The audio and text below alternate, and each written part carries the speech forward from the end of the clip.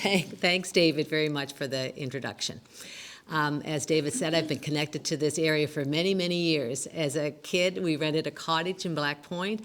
I worked a VON nurse in the area, and my husband and I bought our first house in Black Point 47 years ago for $28,000.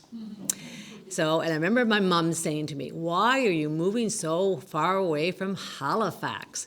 But I've been here in St. Margaret's Bay longer than I was in Halifax, and it's a great place to live. So basically, I'm just going to give you a little overview of the St. Margaret's Bay Housing Coalition, the history, I guess. So it started like 14 years ago in 2009 when a group of residents came together to discuss housing for seniors. That they had done a survey, and seniors had said, "We want to stay in St. Margaret's Bay. We don't want to leave our community."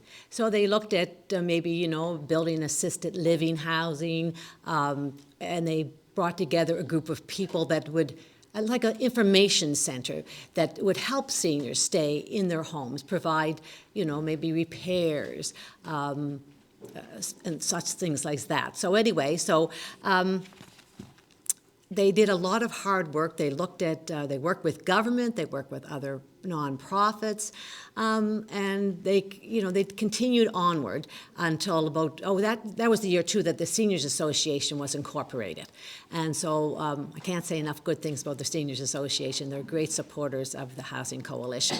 So we fast forward to about 2015, and the Seniors Association said, well, we just don't want to do things for seniors. We wanted to have a multi-generational approach. We want to look for seniors, young families, people with disabilities.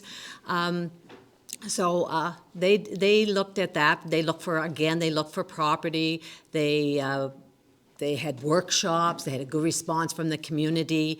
And at that point, I think it was Transition Bay joined the effort to provide more housing for the people of St. Margaret's Bay.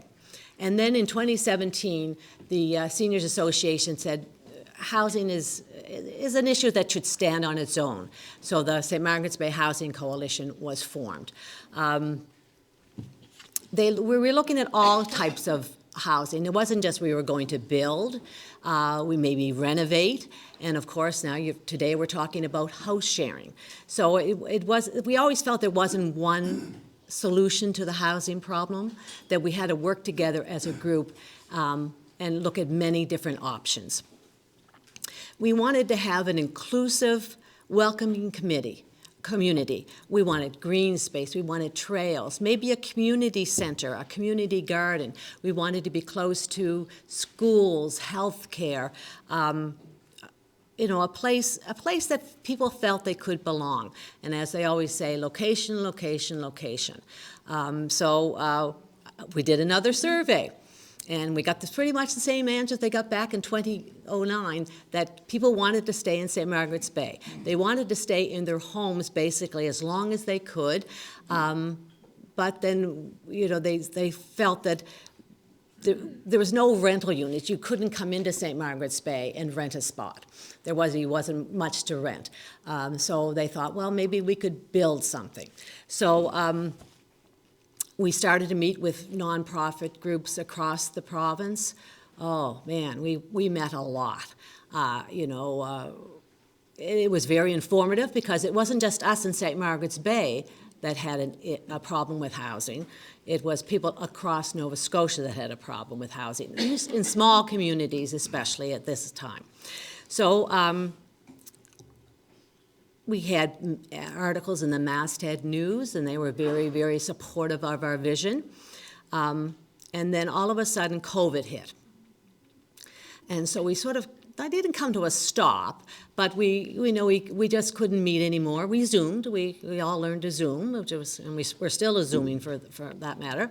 But I felt that we had a great board that never gave up. They had that never give up attitude. They worked long and hard hours, talking to people and to see what people wanted for St. Margaret's Bay. So we, fast forward to 2023. There's no rental units per se, or there isn't any. The house prices are going up. when you think of, David talked about house sharing, we're looking to build, and building takes a long time. Because of COVID, prices went up. There wasn't people to build. It was hard to find any available land that we could afford. We wanted affordable housing, but we couldn't afford to find a piece of land ourselves. And we had great passion for affordable housing, but we didn't have the finances as a small nonprofit group, and we didn't really have the expertise ourselves to go ahead and build. So, and what we were facing, people were moving away from our community because they were either being, the rents that they did have maybe in a house, or if they could find an apartment, they were, the rents were going up too high, they were being rent-evicted, so they were leaving the community. And I remember I was at a volunteer fair a number of years ago, and there must have been a half dozen people that had come. They had moved away to Larry Utech, someplace in the city where there was an apartment, but they were still coming back to the community to participate in this volunteer fair because they loved St. Margaret's Bay, and they would love to come back to St. Margaret's Bay. I often think of my son who lives in Toronto.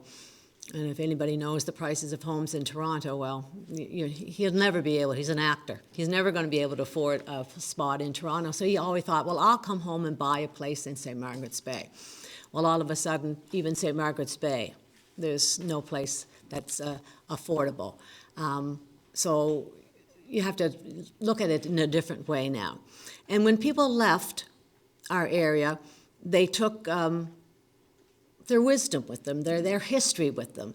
They took away their buying power, I guess. And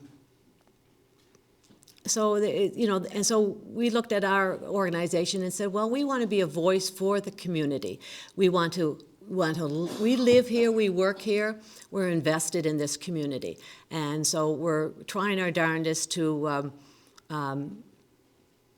work on a project now at the head of the bay. We found Crown land. Some of our board members found it. We had gone to the government, and it hadn't been on the list, and they very kindly put it on the list for,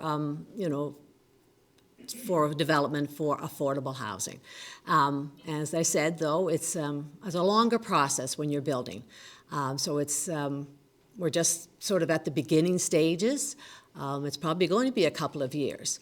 And I remember when there was a couple of articles in the Masthead News when we first started, and we got calls. A week wouldn't go by that we didn't get a call from someone saying, I'm living in my truck, or I'm almost going to be living in my truck, or my car.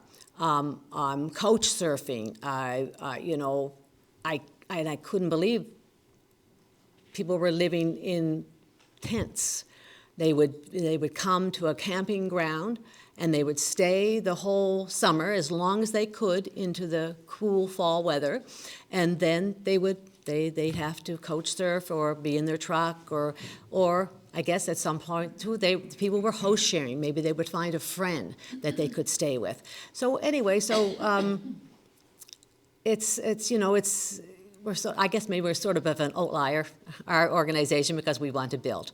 But I mean, I think, again, there's all kinds of different options, and we're proud of what we've been doing. We're working hard, and eventually we will have some affordable rental units available in St. Margaret's Bay, and our future, we're not sure about the future. We're going to work on this project, and we're already talking about maybe looking at renovations of units that are already here. I've worked on a lot of things over the years, as David has said, but I sort of gave up all my interest in Halifax because I thought I just want to concentrate on what's happening in St. Margaret's Bay. It's sort of a running joke with my family and friends. I'll say, I'm going to a meeting. And they said, you must be going to a housing meeting, Nancy. And proudly I say yes. So thanks very much for coming today, and I'm glad to talk to anybody during the day about what we're trying to do with housing in St. Margaret's Bay. Thank you.